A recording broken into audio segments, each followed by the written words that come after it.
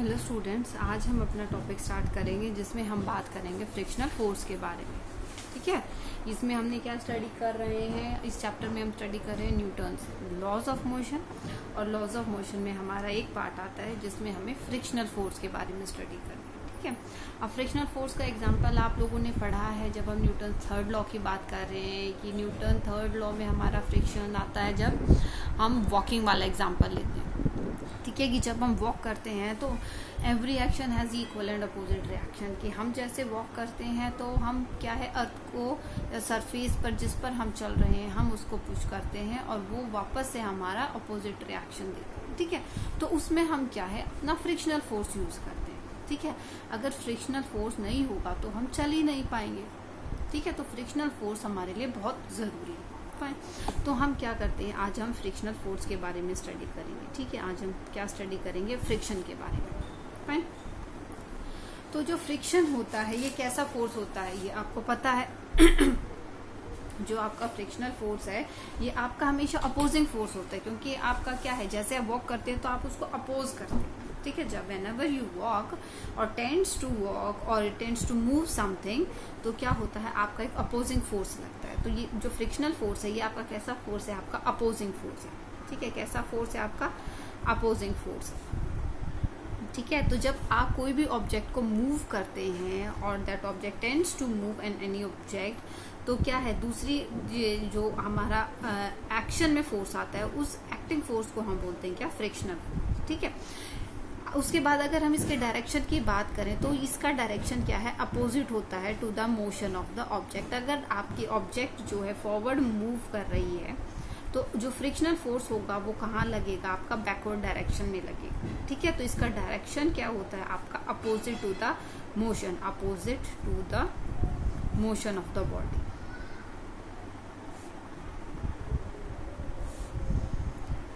उसके बाद अगर हम बात करें कि कहाँ पर एक्ट होता है, तो ये हमारा कहाँ पर एक्ट होता है, जहां पर हमारी बॉडीज का कांटेक्ट बनता है। ठीक है, जहां पर हमारी दो बॉडी या दो सरफेसेस का कांटेक्ट आ रहा है वहां पर हमारा क्या है, ये फ्रिक्शनल फोर्स एक्ट करता है। तो हम इसको बोल सकते हैं कि ये कांटेक्ट पर लग रहा है और ये कहाँ पर लग रहा है, बैकवर्ड डायरेक्शन में लग रहा है। और हम क्या बोल सकते हैं बैकवर्ड डायरेक्शन की, और दूसरे टर्म में अगर हम बात करें तो दूसरे वर्ड्स में हम बोल सकते हैं कि ये लग रहा है parallel to the surface of contact. ठीक है, हम और क्या बोल सकते हैं, it is acting parallel to the surface of contact. ठीक है, और हम क्या बोल सकते हैं, इट एक्ट्स टेंजेंशियल और पैरेलल टू द सरफेस। अब देखिए क्या है, ये दो सरफेस ऑफ कॉन्टैक्ट है तो अब इसी के डायरेक्शन में ये लग रहा है, तो क्या है, इन दोनों का क्या है, पैरेलल हुए दोनों आपस में। अब दूसरा हम क्या बोल सकते हैं, इट एक्ट्स टेंजेंशियल और it acts tangential to the surface. अब टेंजेंशियल भी है सरफेस की, जब ये सरफेस पर लग रहा है तो क्या है, टेंजेंशियल, टेंजेंट फॉर्म कर रहा है यहाँ पर सरफेस पर। तो इनमें से हम कुछ भी वर्ड यूज कर सकते हैं। ठीक है, तो ये कहाँ पर बोल सकते हैं, या तो हम बोल सकते हैं कि this force is acting at the point of contact of the surface है।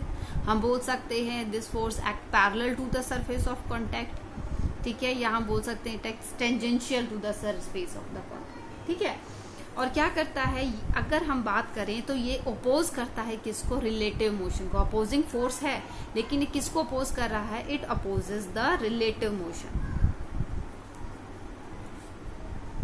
It opposes the relative motion. ठीक है, कैसा मोशन को अपोज करेगा, रिलेटिव मोशन को अपोज करेगा। फाइन, अब देखिए अगर कोई भी बॉक्स है आपका, हमने एक बॉक्स रखा हुआ है। ठीक है, अब हम क्या कर रहे हैं, इसको आगे मूव कराना चाहते हैं।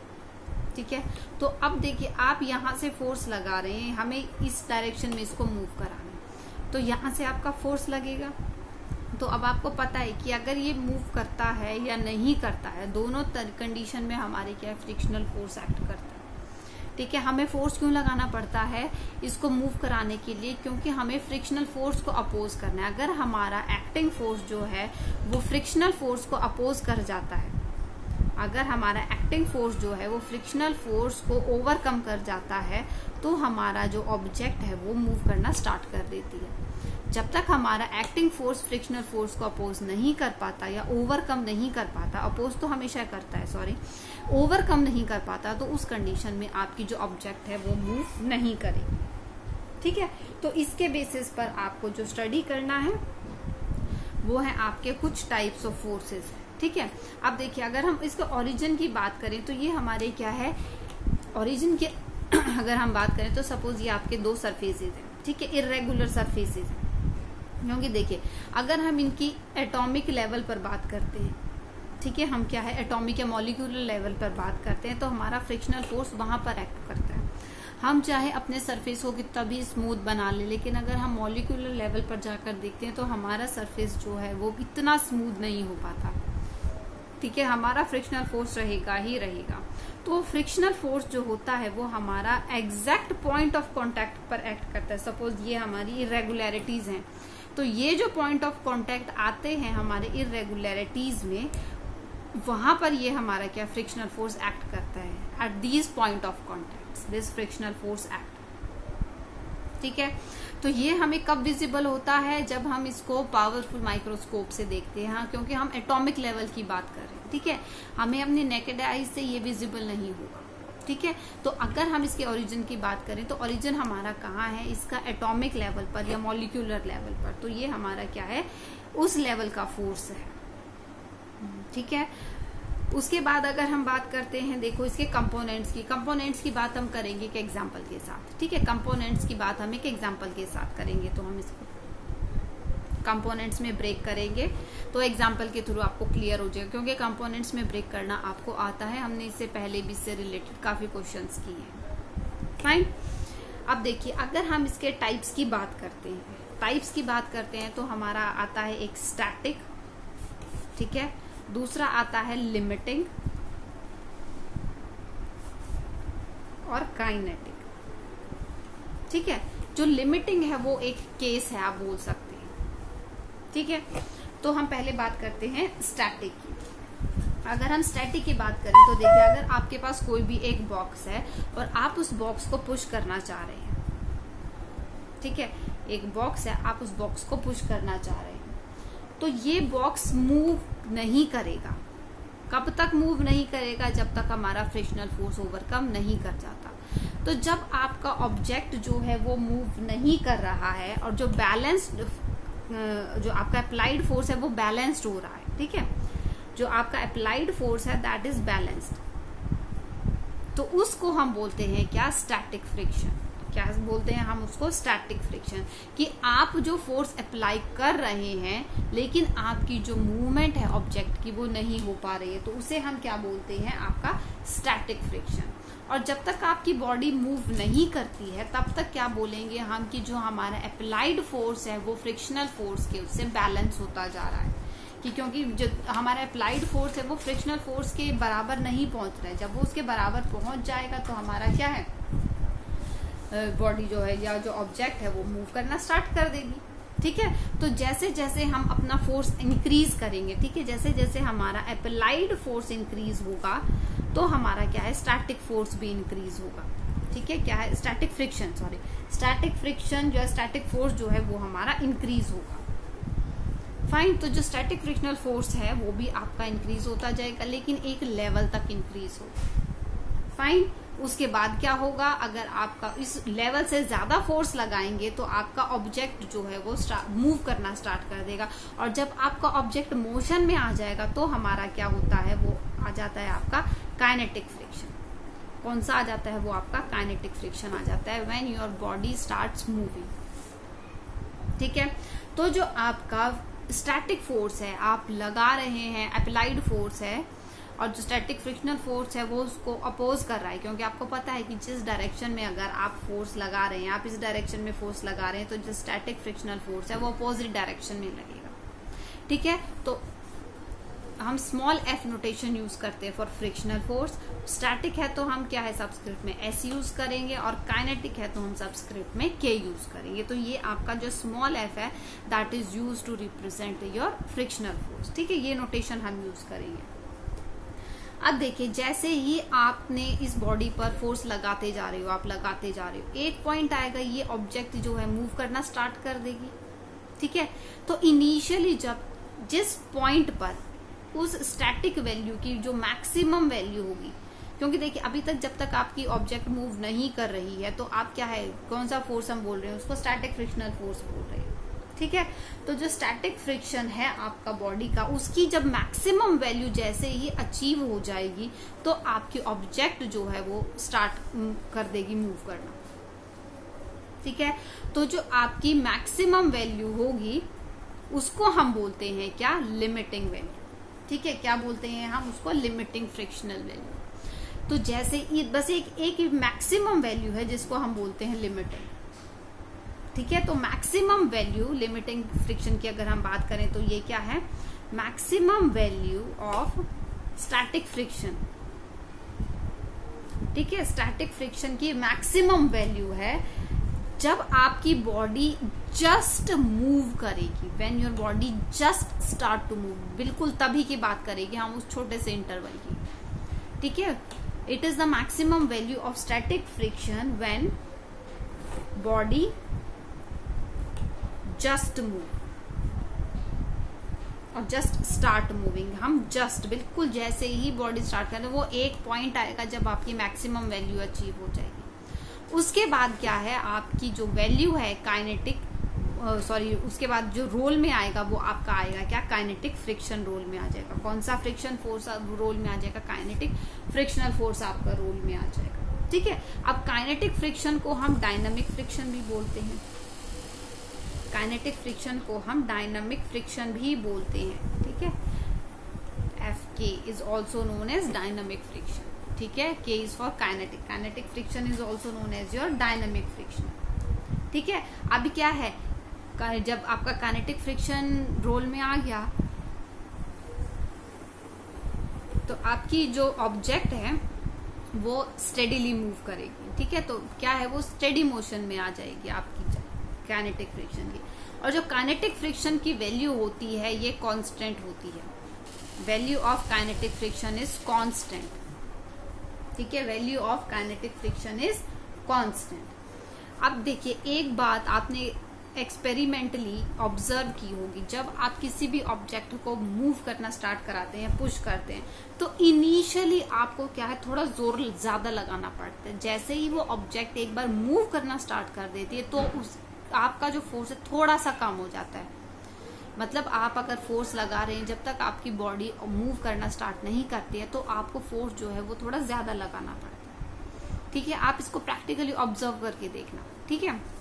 तो जो उस से हम कह सकते हैं कि जो आपका Fs मैक्सिमम वैल्यू है, ठीक है, ये वैल्यू आपकी सबसे ज्यादा होती है। ये फ्रिक्शनल फोर्स से स्टैटिक फ्रिक्शन से भी इसकी वैल्यू ज्यादा होती है और इसकी काइनेटिक फ्रिक्शन से भी वैल्यू ज्यादा होती है, ठीक है। तो अगर हम इसके ग्राफ प्लॉट की बात करते हैं, अगर हम इसका ग्राफ प्लॉट करते हैं, ठीक है, तो आपका कुछ इस तरीके का ग्राफ आता है, मैक्सिमम वैल्यू जाएगी और उसके बाद थोड़ा सा कम होके आपका ये काइनेटिक फ्रिक्शन आ जाएगा। तो यहाँ तक देखिए आप क्या करें, इनिशियली फोर्स लगा रहे हैं, आपका फोर्स बढ़ता जा रहा है, आपकी ऑब्जेक्ट मूव नहीं करिए, आपका फोर्स इंक्रीज होता गया, ऑब्जेक्ट मूव नहीं करिए। इस मैक्सिमम पॉइंट पर जाके जो ये हमारा लिमिटिंग फोर्स होता है, ठीक है, ये आपकी Fs मैक्सिमम वैल्यू आएगी तो आपका जो ऑब्जेक्ट होगी वो सडनली मूव करना स्टार्ट कर देगी, ठीक है। जैसे ही वो एक बार मूव करना स्टार्ट करती है तो जो आपका काइनेटिक फ्रिक्शन आता है तो उसकी वैल्यू फिर थोड़ी सी डिक्रीज हो जाती है और उसके बाद आप एक कांस्टेंट फोर्स है उसको मूव कराते हैं, ठीक है। तो जो ये आपका है, यहाँ जो आपका फोर्स अप्लाई हो रहा है ये आपका कौन सा है, स्टैटिक फोर्स। कौन सा फोर्स लग रहा है, ये आपका स्टैटिक फोर्स लग रहा है, ठीक है। तो जैसे ही आपकी बॉडी एक बार मूव करना स्टार्ट हुई तो फोर्स की वैल्यू थोड़ी सी कम हो जाती है as compare to maximum static value, जिसे हम क्या बोलते हैं, लिमिटिंग फ्रिक्शनल वैल्यू, ठीक है, जिसे हम बोलते हैं क्या, लिमिटिंग फ्रिक्शन। फाइन। तो जो देखिए आपका फ्रिक्शनल फोर्स है ये किस किस चीज पर डिपेंड करता है, ये एक तो आपके जो सरफेसेस हैं, जो कांटेक्ट में सरफेसेस है उस पर डिपेंड करते हैं, ठीक है। बाकी आपने इनिशियली भी पॉइंट्स पढ़े हैं कि ये हम टेंजेंशियल लगते हैं आपके, तो वो सभी फोर्सेस के जो फ्रिक्शनल फोर्स है उन सब के लिए एप्लीकेबल है कि they act tangentially to the surface of the contact. और कैसे होंगे इसका डायरेक्शन होगा इसका opposite to the movement of the object.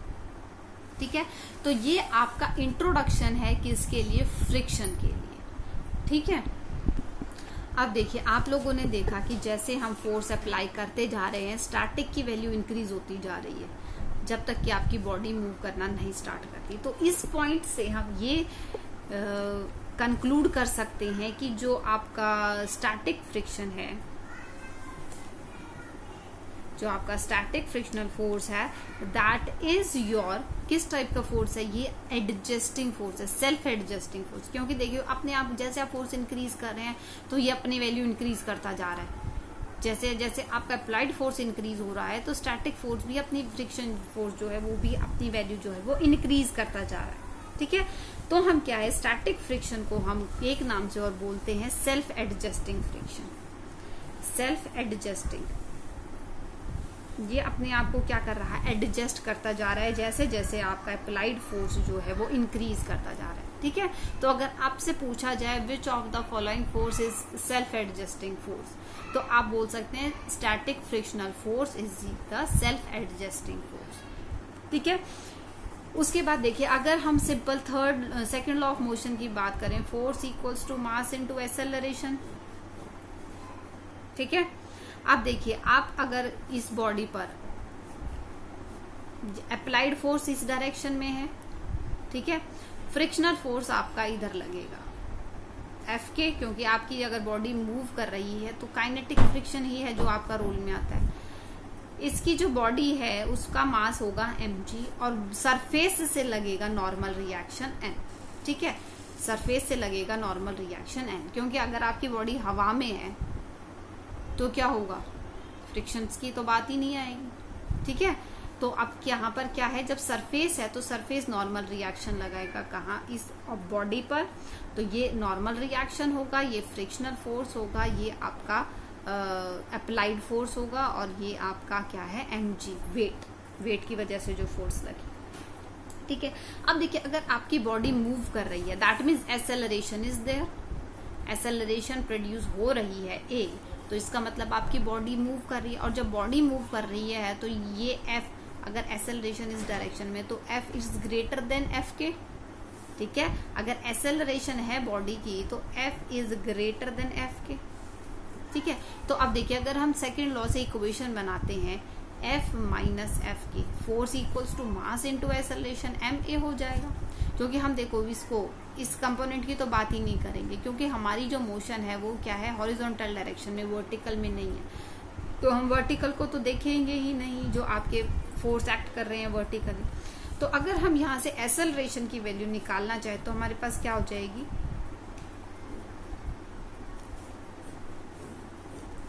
Applied force minus जो आपका काइनेटिक फोर्स फ्रिक्शनल फोर्स है डिवाइडेड बाय जो मास ऑफ योर बॉडी।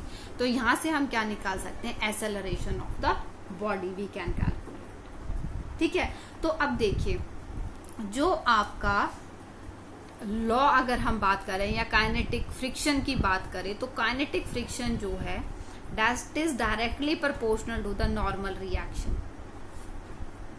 ठीक है, जो आपकी बॉडी की नॉर्मल रिएक्शन होगी उसके जो फ्रिक्शनल फोर्स है काइनेटिक फ्रिक्शनल फोर्स वो उसके डायरेक्टली प्रोपोर्शनल होता है। तो हम लिखें एफ के इक्वल्स टू म्यू के इंटू नॉर्मल रिएक्शन। तो जो ये म्यू के है ये आपका होता है कोफिशिएंट ऑफ काइनेटिक फ्रिक्शन। ठीक है, coefficient of kinetic friction.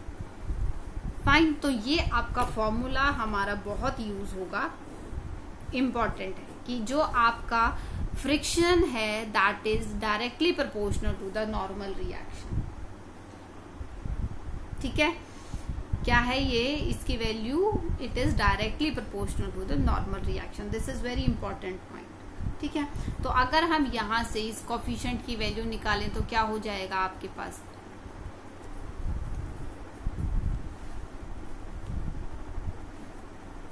Kinetic friction over normal reaction. ठीक है, क्या हो जाएगा आपका kinetic friction over normal reaction. तो ये फॉर्मूलेज होंगे जो आपके हम यूज करेंगे, ठीक है। अब इससे रिलेटेड हम एक दो न्यूमेरिकल्स कर लेते हैं so that this point become clear to you, ठीक है। तो ये टॉपिक का है आपका बिल्कुल सही से क्लियर हो जाएगा, ठीक है। अब देखिए अगर हम इसकी बात करें, एक छोटा सा पॉइंट और डिस्कस कर लेते हैं, उसके बाद न्यूमेरिकल्स करेंगे हम।